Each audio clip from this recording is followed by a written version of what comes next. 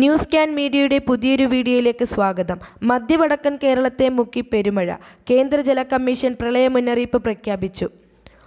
നദികളിലെ ജലനിരപ്പ് അപകടകരമായ വിധത്തിൽ ഉയരുന്ന സാഹചര്യത്തിലാണ് കേന്ദ്ര ജല കമ്മീഷൻ യെല്ലോ ഓറഞ്ച് അലർട്ട് പ്രഖ്യാപിച്ചത്.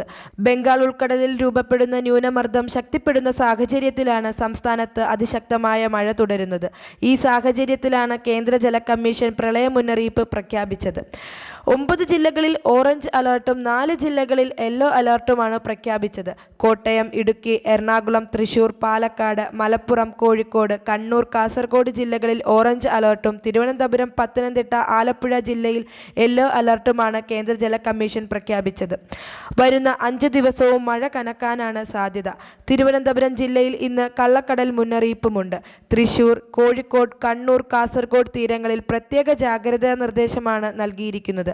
കേരള തീരത്ത് കടൽ പ്രബുദ്ധമാകാൻ സാധ്യതയുണ്ട്. രാത്രി 11 വരെ 2.0 മുതൽ 3.6 മീറ്റർ വരെ ഉയർന്ന തിരമാലയ്ക്കും കടലാക്രമണത്തിനും സാധ്യതയുണ്ടെന്ന് ദേശീയ സമുദ്രസ്ഥിതി പഠന ഗവേഷണ കേന്ദ്രം അറിയിച്ചു.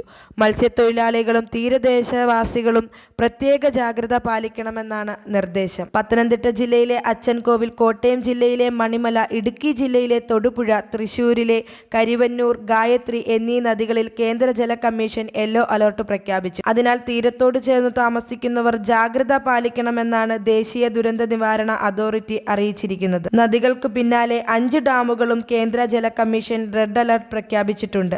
ശക്തമായ നീരൊഴുക്കിനെ തുടർന്ന് അപ്പർ കുട്ടനാട്ടിൽ കിഴക്കൻ വെള്ളത്തിന്റെ വരവോടെ ജലനിരപ്പ് ഉയർന്നു. താഴ്ന്ന പ്രദേശങ്ങളെല്ലാം തന്നെ വെള്ളത്തിൽ മുങ്ങി. വിവിധ പ്രദേശങ്ങളിൽ ക്യാമ്പുകളും തുറന്നു.